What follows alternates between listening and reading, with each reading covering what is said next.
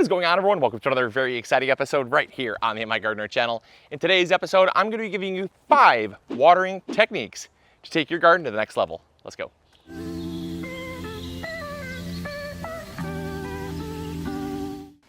All right, so the first watering technique that I'm going to give you guys is how to day water safely. So a lot of you know that I do not recommend day watering because of the fact that during the day, water can actually heat up in the soil and can actually damage roots and soil life. And so it's really recommended to stay away from watering during the heat of the day. Typically in the morning or the evening is when it's best to water. However, sometimes you have to water during the day, and there's actually a way that you can do it safely. And so I'm going to show you that method right now. All right, so in day watering, you're probably not going to water quite as fast as you'd like to. When it's super hot like it is today, I want to get in and get out of the garden, but you cannot day water safely fast. And the reason why is because the top of the soil is very, very hot. What you want to avoid is water hitting the top of the soil, heating up and being carried down deeper into the soil.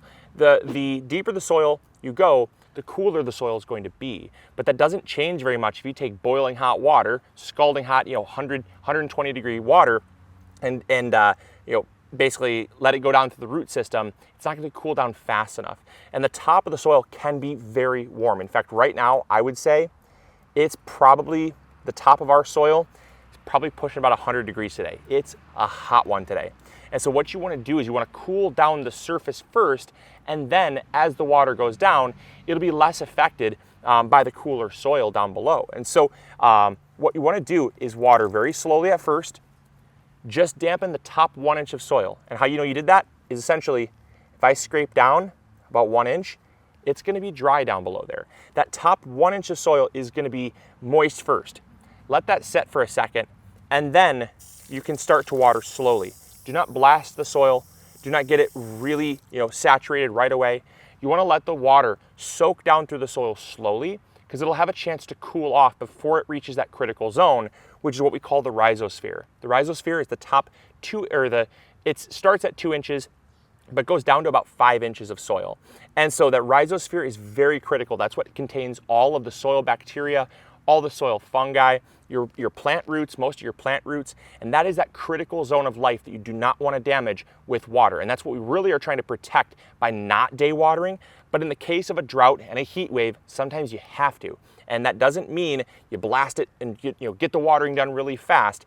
You got to be patient, you got to be slow about it to protect the soil. All right, so you want to grow amazing carrots and other root crops? Try this next watering technique called deep watering. See these beautiful carrots? They don't get beautiful by shallow watering. Surface watering really gives you a lot of root development, a lot of spindly growth, and helps a lot of surface weeds germinate. If you want to get beautiful root crops, you want to practice the act of deep watering. And how do you do that? It's very simple.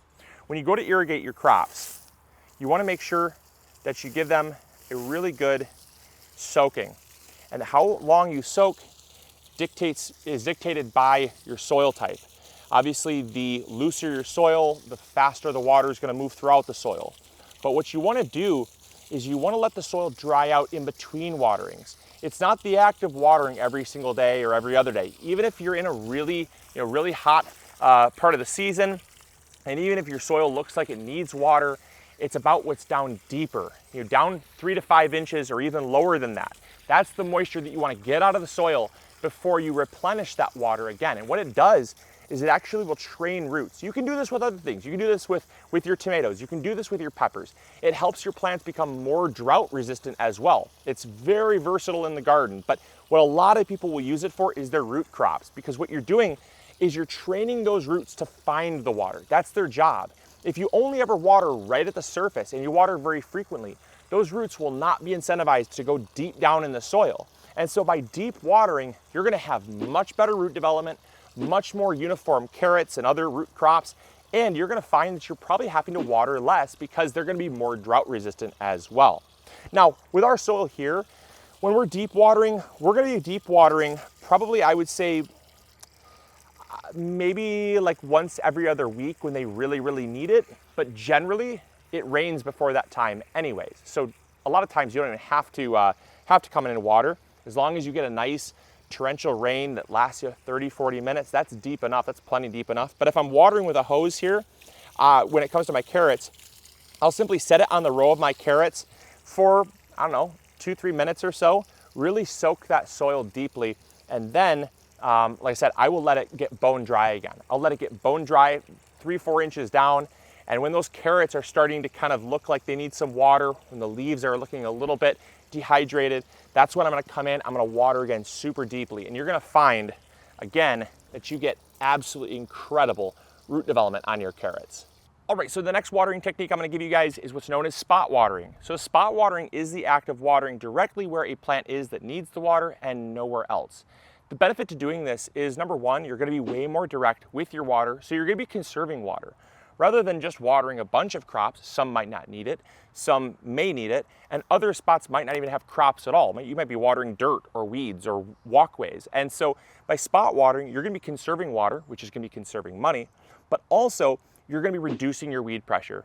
You see, weeds are very advantageous and they love water. And a lot of the weed seeds are found on the soil surface. And so if you water your entire garden with just a sprinkler, or you take a nozzle and you just whip it everywhere, well, you're gonna be watering a lot of areas that do not actually benefit your garden, but instead benefit some weed growth and weed pressure. So what we're gonna do is we're just going to water just the base of the plant, exactly where we're trying to irrigate. Now you can do this with drip irrigation very effectively, but you can also do this with a hose, you can do this with a watering can. Spot watering is basically, like I said, it's just the act of watering the plant in the spots that need it and the spots that don't stay dry. So you'll notice the rest of the garden, the rest of this garden area is kept dry. There's no way that weed seeds can germinate if they're kept dry like that. So it's actually gonna be benefiting the amount of weeds that come up, or reduce the amount of weeds that come up so that we don't have to do as much weeding in the garden. That's great. Now, the other thing that's wonderful about spot watering is the fact that when we water at the base of the plant like this, plants like tomatoes and other disease-prone plants will not be as prone to getting diseases like blights and powdery mildews, because we're not having as much splashing either. It's very gentle. And that way, the soil is not being disturbed as much. So water is not splashing up onto these leaves, meaning we're gonna have far healthier plants as well. So there's a lot of benefits to spot watering, and it's something, it's a technique that a lot of people forget about in the garden, and they think might take a long time, and yes, it does take a little while longer. However, the benefits far outweigh the cons of not doing it. So try some spot watering in your garden. I think it'll make a huge difference. All right, so the fourth technique of watering is known as fertigating. Now, when you're fertigating, you're essentially fertilizing and irrigating at the same time. Like, there literally could have been fertilizer coming out at the same exact time as the water mixed in with the water. Now, there's not just one way to fertigate. There's actually several. The first way is known as foliar feeding. That's where you take nutrients, dissolve it into water, and spray down the foliage of your crops. And that is one method of fertigating. The other is through just irrigating with fertilizer. And you can do that a variety of different ways. You can mix in some water-soluble fertilizer into a bucket and water directly like that. Or you can actually fertilize right into the water stream using something like a siphon eject, or in our case, we use a product called the Easy Flow. I'll show you that now. All right, so this is the Easy Flow. Not a sponsor, just something we use in our garden, and I absolutely love it.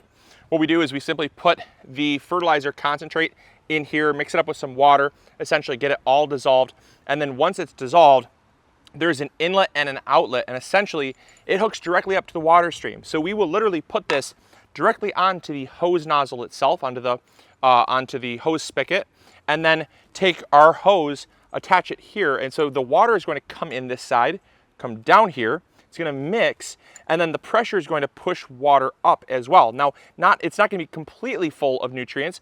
A lot of the water is going to simply go right through. Some of the water will come down here and mix up into the fertilizer and push it out. So you're literally fertilizing right in the water stream. It's wonderful. It's a great way of fertigating. And again, this is just one type. You can also be foliar feeding as well. And there's lots of other methods as well. You don't have to be mixing it in the water and hose watering. You could be putting this on drip irrigation. You could be putting this on a sprinkler system. You could be putting this, like I said, directly into a bucket and just watering with a bucket or a watering can. So many methods to fertigating, but it's a wonderful way to not only fertilize your crops right at the source, but it's also a great way to kind of kill two birds with one stone.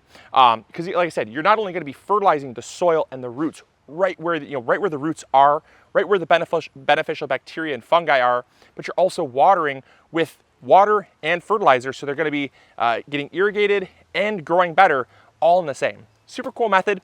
Not something we do all the time, but it's definitely a technique that can help take your garden to the next level. All right, the fifth and final watering technique is not quite a watering technique, but it is using water in the garden, and that's to use water as pest control. Now, this will not work on every pest, but it is very effective on some soft-bodied pests like aphids. And what you essentially need to do is essentially just get some high pressured water that's not going to be high pressured enough to ruin and damage the leaf, but high pressured enough to blast off those bugs. And how you do this is essentially, using my kale as an example. I don't have any aphids in the garden right now, but if I did, the first place they probably would be is on my kale here, because they're big, beautiful leaves.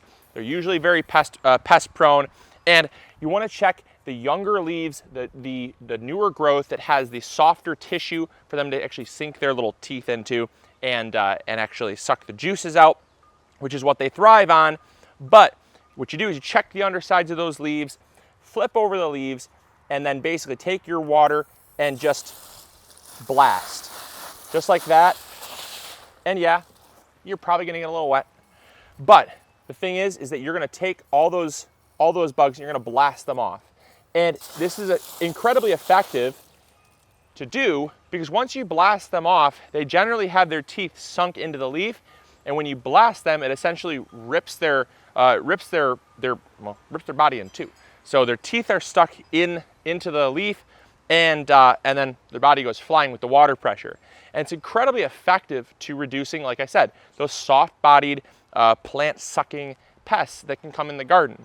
Now, this is not by any means, I said this is not necessarily a watering technique, but you do use water in the garden, and it's a very effective pest control. So I thought I'd at least throw that in here, because a lot of people turn to harmful pesticides. A lot of people actually use even organic pesticides, but they use them during the summertime. And I've always said, summertime is not a time when you want to use anything harsh at all, because it can really actually damage and kill the plants. So I typically stick to water, if anything, during midsummer. And it's a great way to save money, because water is relatively cheap compared to some of your pesticides out there. Now, this is not to say that pesticides don't work. Obviously, there's a time and a place for them. But in an organic garden, sometimes the first approach is the least invasive, the least aggressive, and it can sometimes be just as effective depending on the pest. So there are 5 watering techniques to take your garden to the next level. I hope you guys enjoyed. I hope you learned something new. Let me know in the comments box down below one watering technique that you enjoyed or that you've used in your garden, your thoughts on it. And if I missed a watering technique, let me know. I'd love to know if there's something that you do in your garden with water, or a method that you use with water that I didn't mention. So I hope you guys enjoyed. Hopefully you all learned something new. And as always, this is Luke from the MIgardener channel, reminding you to grow bigger. Take care. Bye. First tip. Ooh, that was vicious. Sorry. It was like a champagne pop.